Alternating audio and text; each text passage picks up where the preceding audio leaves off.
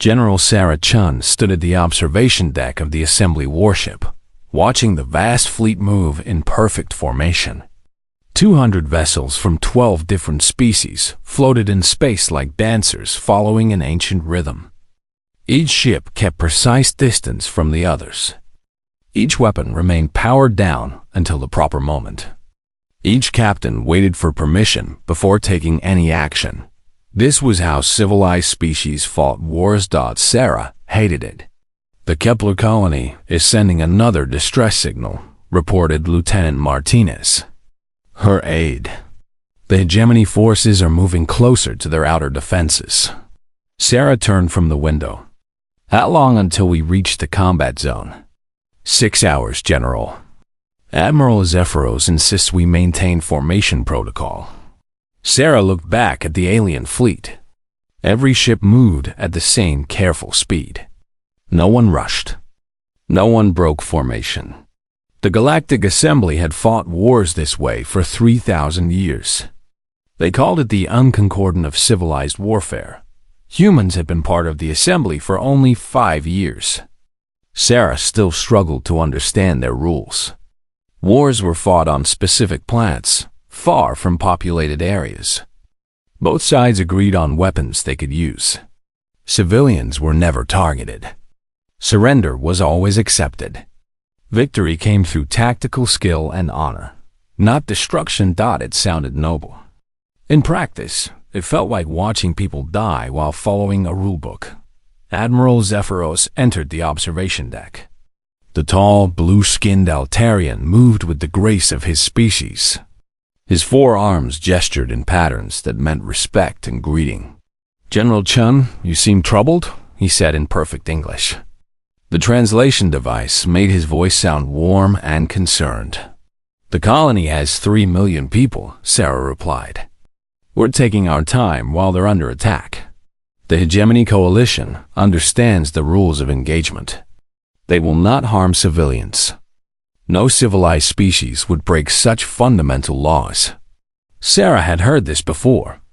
Every assembly officer said the same thing. The unconcordant protected everyone. The rules kept wars from becoming massacres. Civilized species respected boundaries, but Sarah had spent 20 years fighting human conflicts before joining the assembly. She knew what desperate people would do when they thought no one was watching. "What if you're wrong?" she asked. Admiral Zephyros' skin changed to a lighter blue, showing confidence. "I have commanded assembly forces for 200 years. I have never seen a species deliberately target non-combatants. The hegemony may be aggressive, but they are not barbarians. And if they decide humans aren't worth respecting..." The Admiral's 4 eyes focused on her with something that might have been pity.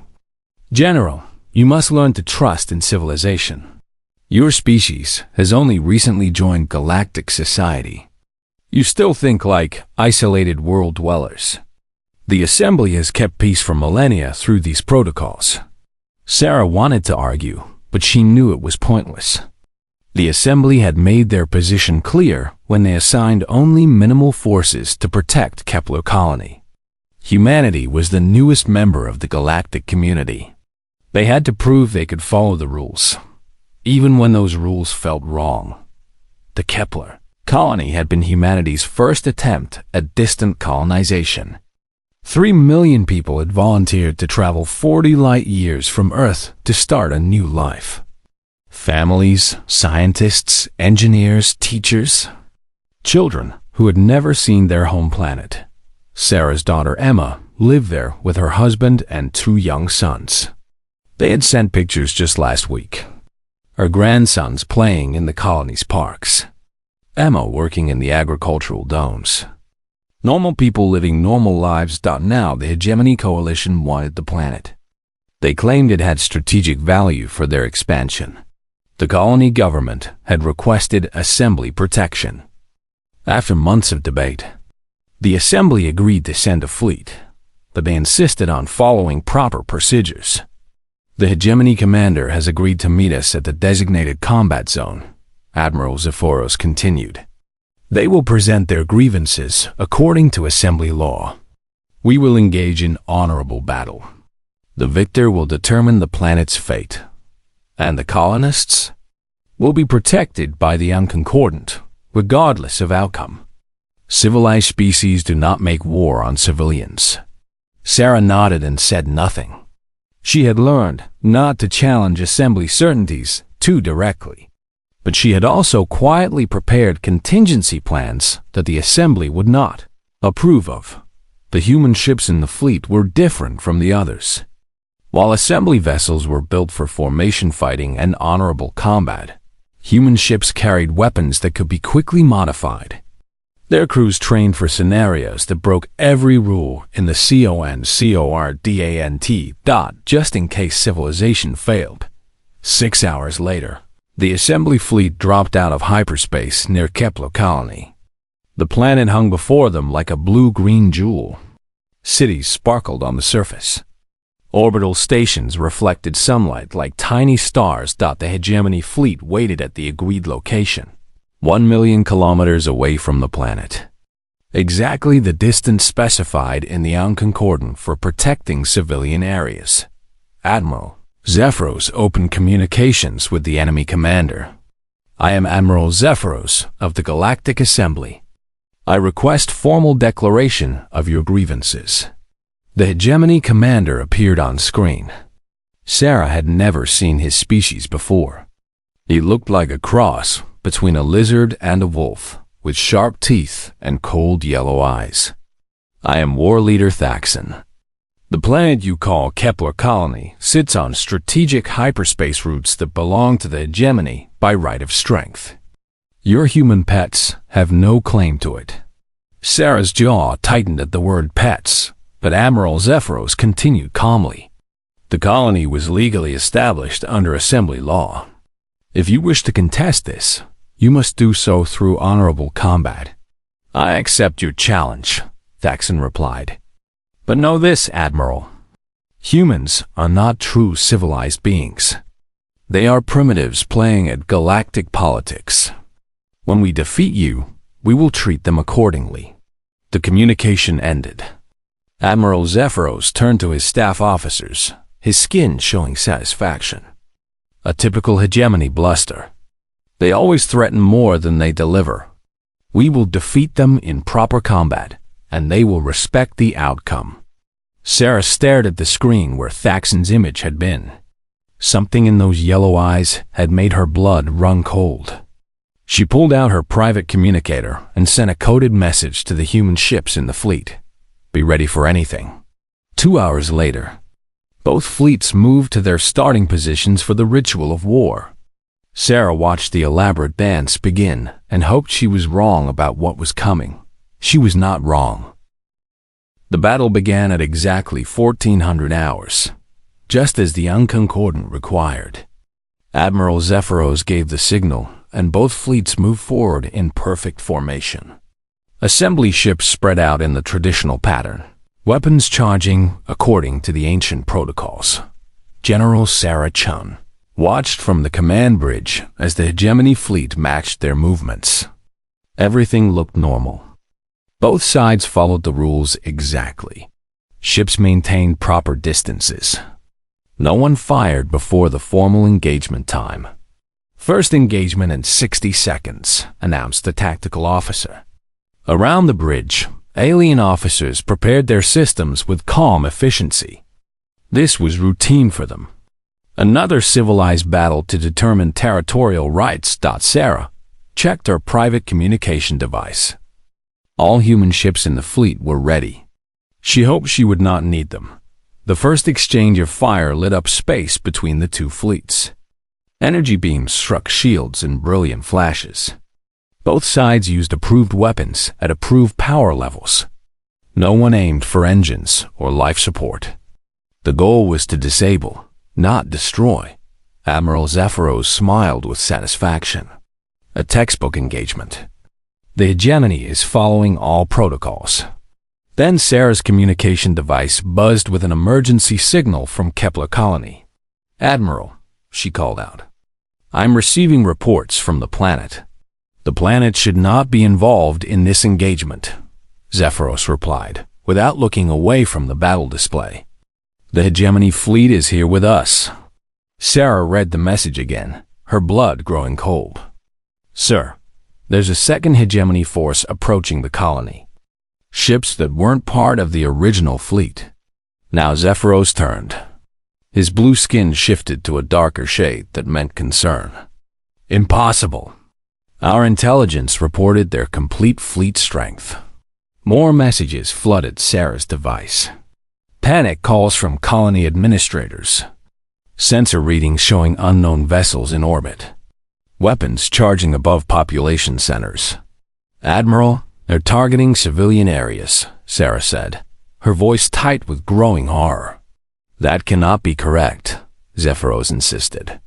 Check your instruments. The hegemony would never break the unconcordance so completely. The main communication system crackled to life. War leader Thaxon's voice filled the bridge, but he was not speaking to the assembly fleet. He was broadcasting to his hidden forces. Begin orbital bombardment of human settlements. Target their spawning grounds first. Their educational facilities.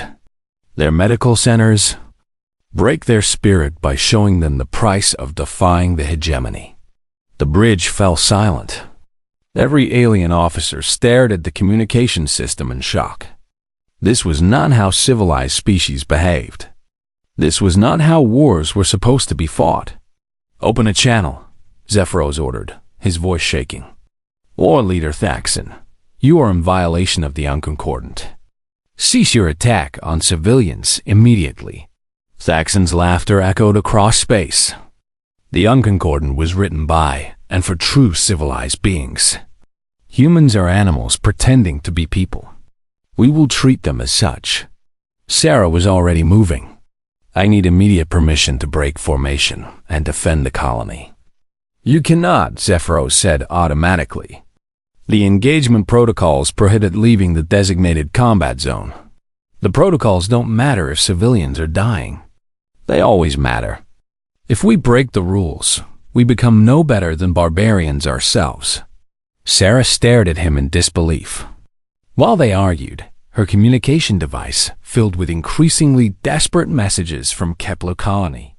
Schools under attack. Hospitals burning. Evacuation centers destroyed before civilians could reach them. Please, she said, let me take the human ships and protect our people. The hegemony forces here will overwhelm us if we divide our fleet, Zephyros replied.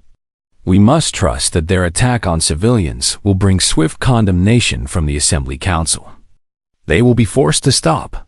How long will that take? The Council meets in emergency session within 72 hours of any unconcordant violation.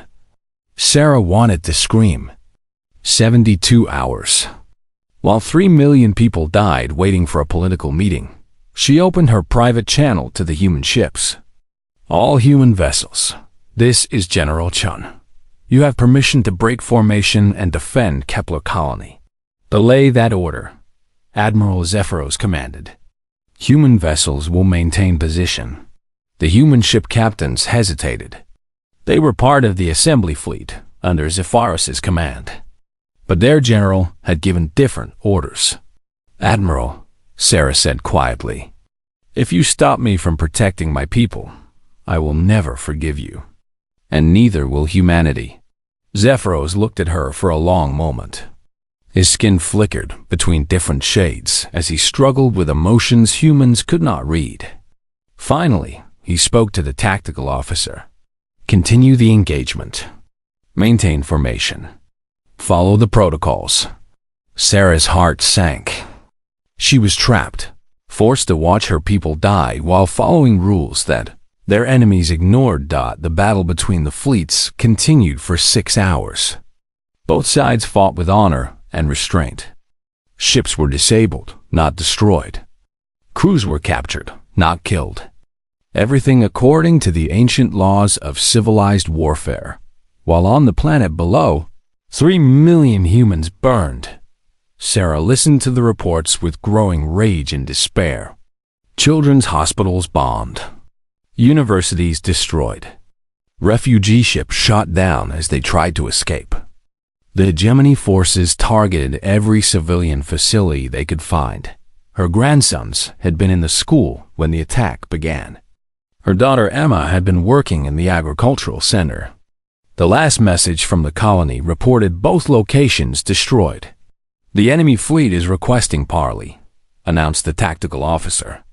They claimed victory. Admiral Zephyros straightened. "Very well. We will hear their terms." War leader Thaxon appeared on screen again, his yellow eyes bright with satisfaction. "The human colony has been pacified. Resistance has ended. We claim the planet by right of conquest." "You have violated every law of civilized warfare," Zephyros said, his voice shaking with barely controlled anger. "The Assembly will never recognize your claim." "The Assembly will do nothing," Thaxon replied. "You are too civilized to risk real war over a few million primitives. You will file protests and demand investigations and hold committee meetings. Meanwhile, we will strengthen our position and prepare for your next careful, rule-following response." He was right, Sarah realized. The Assembly would follow procedure. They would condemn the attack in formal language. They would demand reparations. They would threaten sanctions. But they would not fight the kind of war necessary to stop this from happening again. "As a gesture of good faith," Thaxon continued, "we will pay standard compensation for civilian casualties. The Assembly rate is 50 credits per confirmed death, I believe. 50 credits. Sarah's daughter and grandsons were worth 50 credits each to these creatures. Furthermore," Thaxon said, "we will allow human survivors to evacuate the planet. Any who remain after 30 days will be considered hostile and treated accordingly." The communication ended. Around the bridge, alien officers began discussing the diplomatic response. Proper procedures for filing complaints. Appropriate channels for seeking justice. Sarah stopped listening. She walked to the observation window and stared at Kepler Colony. Smoke clouds covered half the planet. Orbital debris from destroyed stations glittered in the sunlight like scattered tears. 3 million people gone, while she sat in a warship following rules that their killers had ignored. Lieutenant Martinez approached quietly. "General, I'm sorry. We've confirmed the agricultural center was completely destroyed. No survivors." Sarah nodded without speaking. She felt something cold and hard forming inside her chest. Something that had nothing to do with civilized warfare or proper procedures. "General," Martinez continued hesitantly, "what are your orders?" Sarah turned from the window. Her aide took a step back at the expression on her face. "Signal all human ships," she said quietly. "We're going home." "Home, ma'am?" "To Earth. To prepare." "Prepare for what?" Sarah looked back at the planet where her family had died, where 3 million humans had been murdered while their protectors followed the rules. "For war," she said. "Real war. The kind civilized species had forgotten how to fight. The kind humans remembered in their bones. The Assembly had failed to protect them. The rules had failed to save them. Civilization had failed them. It was time to try something else." General Sarah Chun stood in the war room beneath the Pentagon, staring at a holographic display of human space. Red dots marked hegemony territories. Blue dots showed assembly worlds. The green dot representing Earth seemed very small and alone. 6 months had passed since Kepler Colony died. The Assembly had filed formal protests. The Galactic Council had held emergency meetings.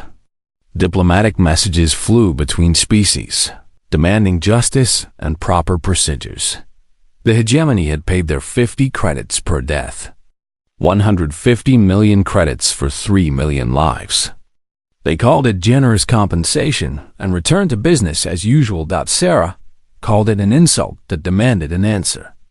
The weapons modifications are complete, reported Admiral Harrison, head of the human space fleet.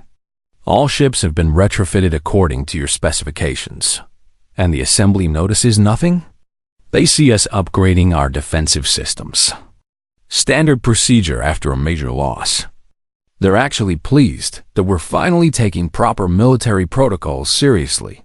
Sarah almost smiled at that. The assembly thought humans were learning to be civilized. They had no idea what humanity was actually preparing for. What about personnel training? Every human military unit in the galaxy has been recalled for standardization exercises. The assembly approved the request.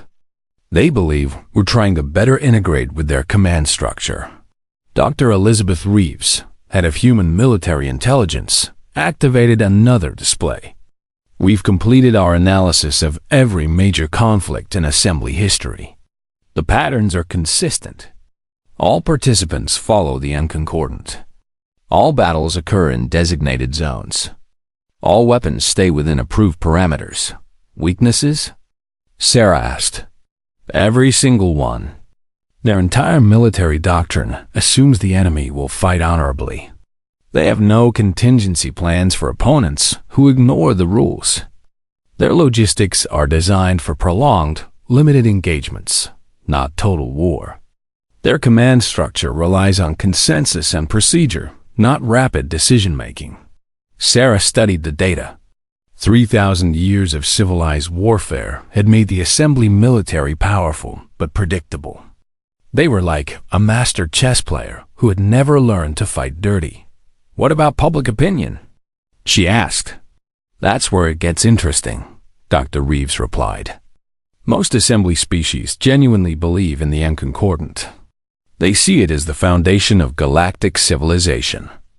They're horrified by what happened at Kepler Colony, but they also think it was an aberration. They expect diplomacy to prevent future incidents. And the hegemony? Growing bolder. Intelligence suggests they're planning expansion into 3 more sectors. They've learned that breaking the rules has minimal consequences if you're strong enough to ignore assembly protests. Sarah nodded. She had expected this. Bullies always pushed boundaries when they found weak resistance. The assembly's response to Kepler Colony had told every aggressive species in the galaxy that murder carried an acceptable price tag. Admiral Harrison activated a secure communication channel. General, we have a priority message from Colonel Yamamoto on the frontier. The image of Sarah's old friend appeared on screen. Colonel Akira Yamamoto commanded the human garrison protecting the mining colony on Proxima 7. His expression was grim. General Chun, we have a situation. Long-range sensors detect hegemony forces massing near our sector. Intelligence suggests they're planning to claim Proxima 7 within the month. Sarah felt the cold anger that had lived in her chest since Kepler Colony grew stronger. What's the assembly response? Standard procedure. They're sending a fleet to engage in formal combat. Admiral Zephyros specifically requested that human forces follow proper protocols this time. And if the hegemony uses the same tactics they used at Kepler Colony, the Admiral believes they won't repeat such violations. He says the diplomatic pressure has made them more cautious. Sarah closed her eyes briefly. The assembly still believed in the goodness of civilized species. They could not imagine that anyone would deliberately massacre civilians twice. Sarah could imagine it perfectly. Colonel Yamamoto, what's your assessment of the civilian population on Proxima 7? 200,000 people, General. Mostly miners and their families. Children. Elderly. Same. Profile as Kepler Colony. 200,000 more human lives hanging. In the balance, while the assembly prepared another carefully orchestrated battle that would follow all the proper rules. Understood, Colonel. Maintain normal operations. Report any changes immediately. The communication ended. Sarah turned to her staff officers. These men and women had followed her through 20 years of human conflicts before joining the galactic community. They knew her well enough to read her expression.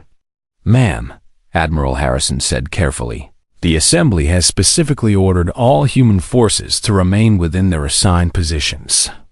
If we act independently, they'll consider it a violation of our membership agreement.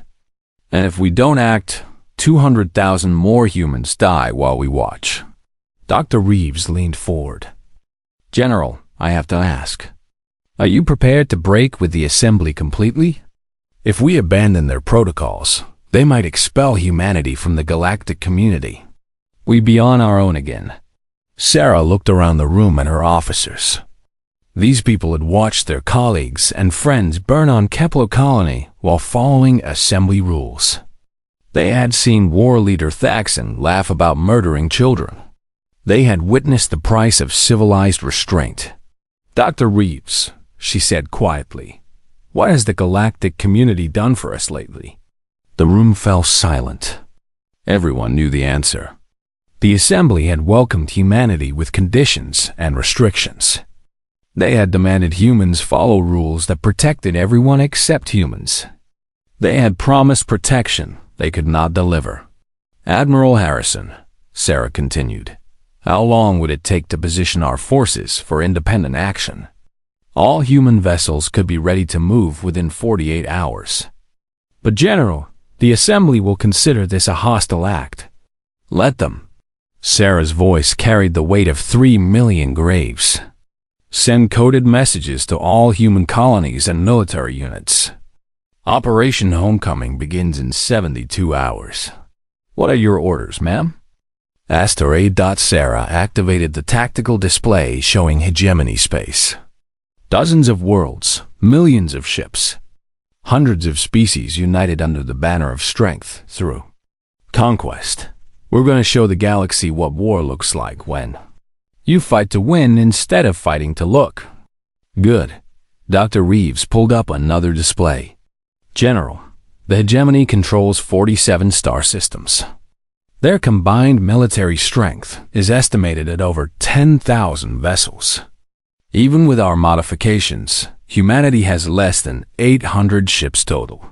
"Numbers don't matter if you're fighting the wrong war," Sarah replied. "The hegemony expects us to meet them in designated combat zones and follow the rules. They expect limited engagements with civilized objectives. What do you expect?" Sarah studied the display of hegemony space. Military academies, shipyards, command centers, supply depots. All the infrastructure that made their war machine possible. All the targets that civilized species never attacked because it would be improper. "I expect to end this quickly," she said. "The Assembly fights wars to determine territorial rights. We're going to fight a war to eliminate threats." Admiral Harrison looked worried. "General, if we attack hegemony infrastructure directly, we'll be breaking every rule of civilized warfare. The entire galaxy will condemn us." "The entire galaxy already condemned the hegemony for murdering civilians," Sarah replied. "How much did that matter?" She walked to the window overlooking the Pentagon courtyard. Earth looked peaceful from here. Children played in the parks. Families went about their daily lives. Normal people living normal lives, just like the colonists on Kepler Colony had been. "The Assembly believes in fighting wars to prove their moral superiority," she said without turning around. "Humanity is going to fight a war to protect our people. If the galaxy wants to condemn us for that, they can stand in line behind the people who actually killed our families." She turned back to her staff. "Send the orders. Operation Homecoming begins now."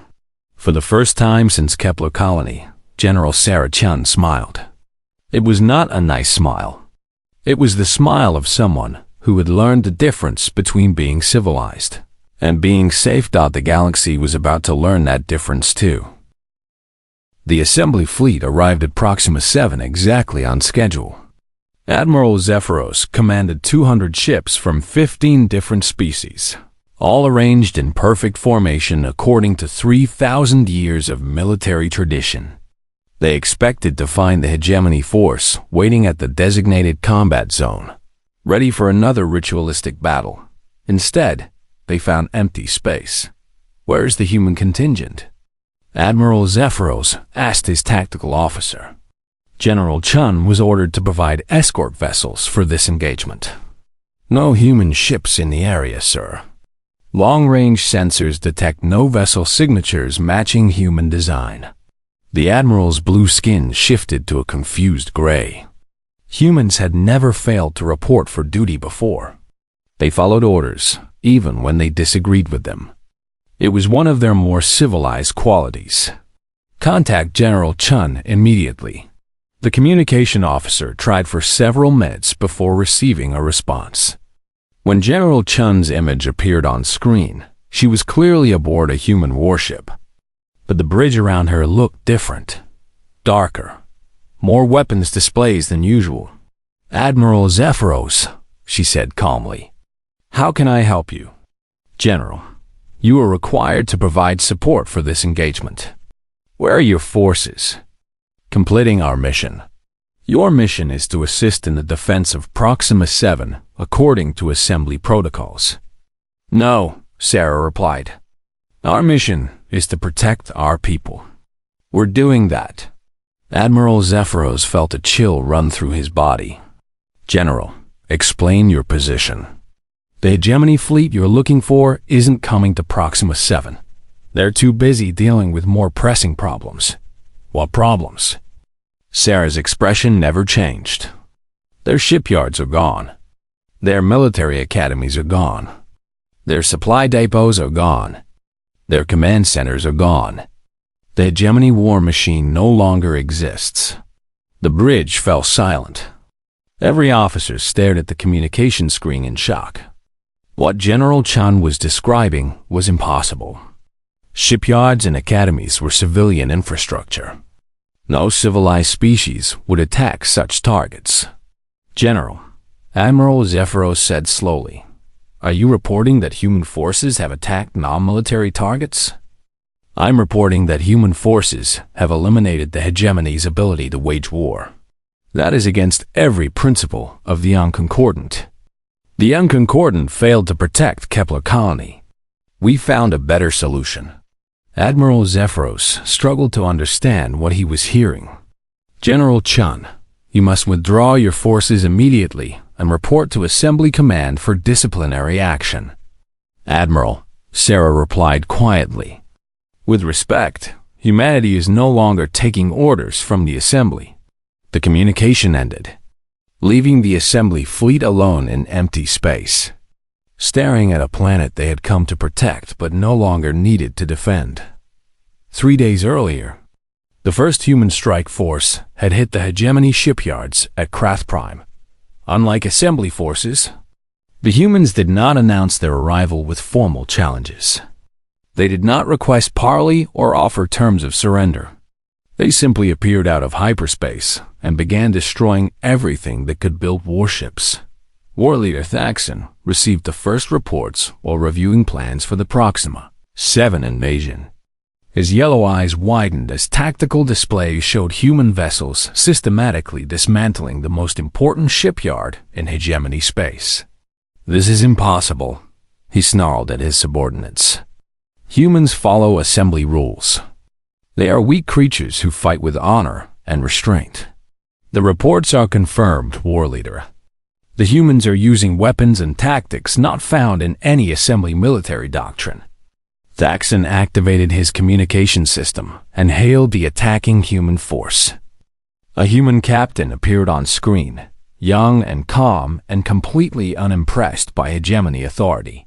I am War Leader Thaxon of the Hegemony Coalition. You are attacking civilian industrial facilities in violation of all galactic law. Withdraw immediately.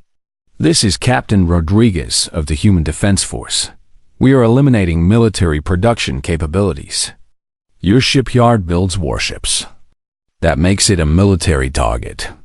Those facilities also employ civilian workers, who we evacuated 6 hours ago. Every person in that shipyard is now safely aboard emergency transports. We don't make war on civilians. Thaxon's confusion grew. The humans were destroying his shipyards, but rescuing his people. They followed no logic, he understood. You cannot simply decide what constitutes a valid target. Watch us, Captain Rodriguez replied, and ended the communication. The Krath Prime shipyard, which had built warships for 200 years, became expanding clouds of metal debris in less than 4 hours. But that was only the beginning. While assembly forces prepared for ritual combat at Proxima 7, human strike teams hit 17 major hegemony installations simultaneously. Military academies found their buildings empty, but their students and instructors safely evacuated before demolition charges reduced the facilities to rubble. Command centers discovered their personnel relocated to comfortable prison ships, while their equipment became scrap metal. Supply depots that had supported hegemony expansion for decades simply vanished.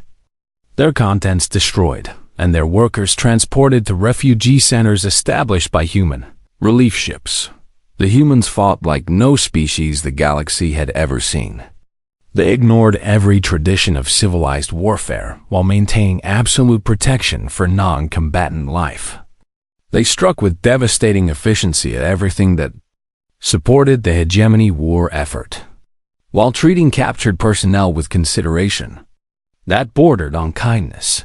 War leader Thaxon tried desperately to organize a response, but his forces had no experience fighting opponents who ignored the rules.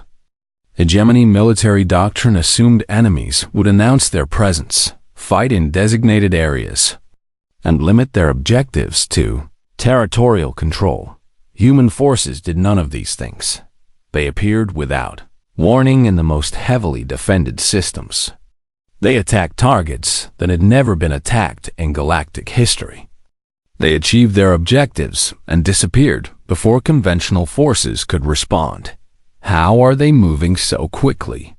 Thaxon demanded of his intelligence staff. They're using captured supply ships to refuel in deep space, his aide reported. They don't return to base between attacks. They don't follow standard logistics protocols. And their weapons? Modified versions of standard assembly technology, but reconfigured for maximum destructive effect rather than ceremonial combat. They're designed to destroy targets completely, not disable them for honorable surrender.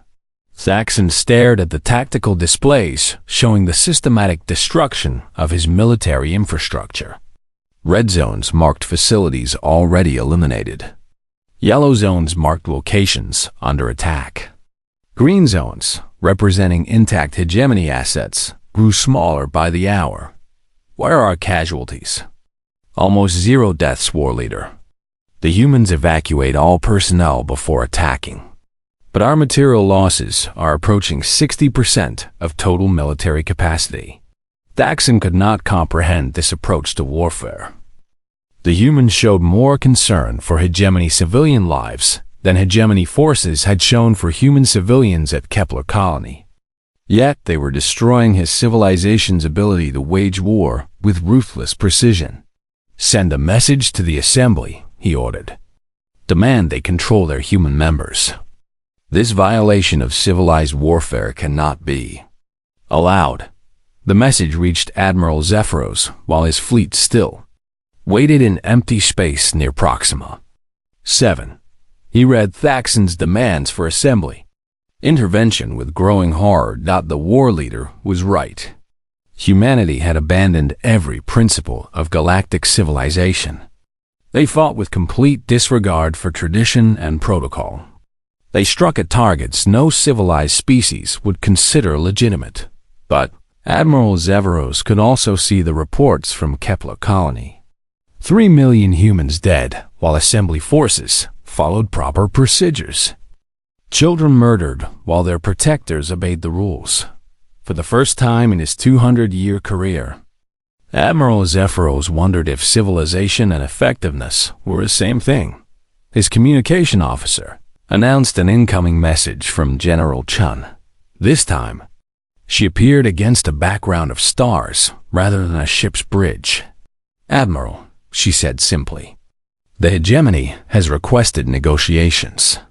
They're ready to discuss terms for ending hostilities." "What terms?" "Complete surrender, dismantlement of their military, reparations for Kepler colony, trials for war crimes, permanent monitoring of their government." Admiral Zephyros stared at her. "They will never agree to such demands. They already have." "That's impossible. They no longer have the ability to fight, Admiral. When you can't wage war, you accept the peace offered to you." The communication ended, leaving Admiral Zephyros alone with his thoughts. Around him, 200 ships maintained perfect formation. While their officers struggled to understand what had just happened, humanity had won a war in 3 days. Not by fighting better than their enemies, but by fighting differently. They had ignored every rule, broken every tradition, and violated every principle of civilized warfare, and they had achieved total victory while killing almost no one. Admiral Zephyros looked at the peaceful planet below and wondered what that said about civilization. The Assembly Council chamber had never seen anything like this. Representatives from 200 species sat in stunned silence as General Sarah Chun stood before them, flanked by armed human guards who had been allowed inside under diplomatic immunity. She was not here as a supplicant. She was here as the representative of a species that had just rewritten the rules of galactic warfare in 3 days. Council Speaker Viridian, an ancient being whose species had helped found the Assembly 5,000 years ago, spoke first. His voice carried the weight of millennia of tradition. "General Chun, humanity stands accused of the most serious violations of civilized law in galactic history. You have attacked civilian infrastructure. You have ignored all protocols of warfare. You have brought chaos to an order that has kept peace for 3,000 years." Sarah looked around the chamber at the assembled representatives. Some showed anger in the way their species expressed it. Others displayed fear. A few seemed curious about what she would say. "Council Speaker, humanity stands accused of ending a war that the Assembly could not end through proper channels." "That is not how civilization functions," Viridian replied. "We do not achieve peace through barbarism, and we don't achieve peace through weakness," Sarah shot back. "The hegemony murdered 3 million humans while your fleet followed protocol.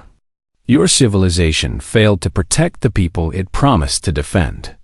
Representative Zolther of the Crown Empire leaned forward, his metallic features sharp with disapproval. "The Kepler incident was tragic, but it was an aberration. The hegemony has been disciplined according to law." "Disciplined?" Sarah's voice carried disbelief. "They paid 50 credits per death and continued planning their next massacre. You'd call that discipline? The law provides for escalating responses to continued violations," another representative interjected. "Economic sanctions, diplomatic isolation, eventual military intervention. How long would that take?" The representative consulted his notes. "Standard procedure requires a minimum of 18 months for full implementation of severe sanctions." 80 months, Sarah repeated. "While they killed how many more humans? How many more species too weak to protect themselves?" The chamber erupted in angry voices from multiple species, all speaking at once. Speaker Viridian called for order, his ancient authority gradually restoring quiet. "General Chun," he said formally, "the unconcordant of civilized warfare exists because the alternative is too terrible to contemplate. Without rules, war becomes total destruction. Without restraint, conflicts consume entire civilizations. We have learned these lessons through bitter experience." Sarah nodded. "I've read the histories. I know why the unconcordant was created. But you've forgotten something important. Which is, the unconcordant only works when everyone follows it. When someone breaks the rules and you respond with committee meetings, you're not maintaining civilization. You're enabling monsters. Admiral Zephyros, who had been sitting silently with the military observers, stood up. His blue skin showed deep uncertainty as he spoke. "General Chun makes a valid point," he said slowly. "The hegemony did violate fundamental principles of warfare. Our response was inadequate." Several representatives turned to stare at the admiral. He was supposed to support assembly doctrine, not question it.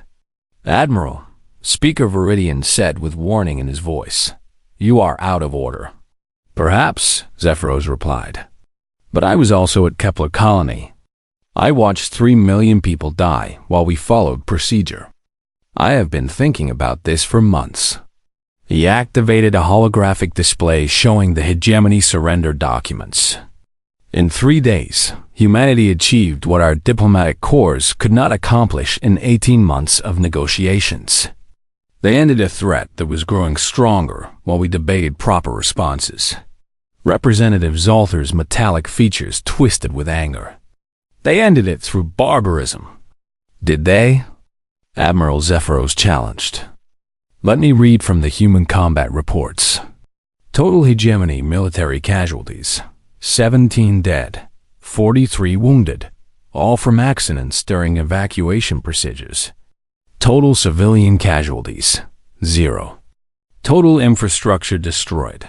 Military production facilities only. Total non-combatants harmed: none." The chamber fell quiet. Even Sarah raised an eyebrow at these statistics. She had known human forces were careful to avoid civilian casualties, but the final numbers were lower than she had expected. "By contrast," Zephyros continued, "the hegemony attack on Kepler Colony resulted in 3 million civilian deaths and minimal military casualties. Which action was truly barbaric?" Speaker Viridian's ancient features showed confusion that his species rarely experienced. "The humans ignored every rule of civilized warfare." "Yes," Sarah agreed. "Because your rules don't work when your enemies don't follow them. You've created a system that protects aggressors and punishes victims who fight back effectively." She activated her own display, showing the current status of the former hegemony territories. War leader Thaxon has been arrested and charged with war crimes.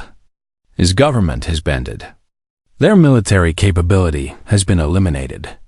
Former hegemony worlds are requesting assembly protection because they no longer fear retaliation. And what happens now? Demanded Representative Korth of the Stellar Confederation. Do humans simply ignore all galactic law? Do you become the new hegemony, ruling through force? Sarah looked at him for a long moment. "Representative Korth, how many human ships are currently in assembly space?" "Intelligence reports indicate approximately 800 vessels." "And how many assembly worlds could those 800 ships conquer if we wanted to rule through force?" Korth consulted his tactical advisor and paled. "Intelligence estimates. Most of them. Your ships have proven far more effective than our projections suggested. So why haven't we conquered you?" The question hung in the air like a challenge. Every representative in the chamber understood the implications.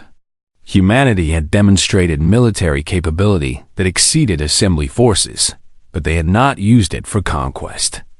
"Because that's not what we want," Sarah continued. "We want to live in peace.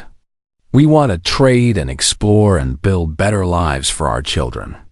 But we will not watch our people die while bureaucrats debate proper procedures." Speaker Viridian leaned back in his chair, looking older than his 5,000 years. "What do you propose, General Chun?" Sarah straightened. This was the moment she had been preparing for since Kepler Colony burned. The unconcordant of civilized warfare is updated to include enforcement mechanisms. When species violate the rules, response is immediate and overwhelming. Military capability is eliminated, not negotiated away. War criminals face trial, not diplomatic immunity. That would fundamentally change the nature of galactic governance, protested Representative Zolther. "Yes," Sarah agreed. "It would make it effective. And if the assembly refuses these changes? Sarah's expression hardened. Then humanity withdraws from the assembly and handles threats to our people independently. We've proven we can do that effectively. The chamber erupted again in heated discussion. Representatives huddled with their advisors, calculating the implications of losing human membership versus accepting human demands. Admiral Zephyros spoke quietly to Speaker Viridian. The humans have demonstrated capabilities we did not know they possessed. If they withdraw from the assembly, other species may follow. The unconcordant becomes meaningless if enough members abandon it. Speaker Viridian nodded slowly. He had governed galactic civilization for longer than most species existed. He understood political reality. General Chun, he said formally, the Council will consider your proposals. A vote will be held within 30 days. That's acceptable, Sarah replied. But understand something clearly. If the Assembly cannot protect innocent civilians from aggressive species, then it serves no purpose for humanity. We will not watch another Kepler colony burn while committees debate proper procedures. She turned to leave, then paused at the chamber door. Speaker Viridian, you said the alternative to the unconcordant was too terrible to contemplate. You were right, but you forgot that failing to enforce the unconcordant is just as terrible. Maybe worse, because it gives people false hope that someone will protect them. Sarah left the chamber, her footsteps echoing in the sudden silence. 3 days later, the Assembly voted to accept the human amendments to the unconcordant. The vote was not unanimous, but it was decisive.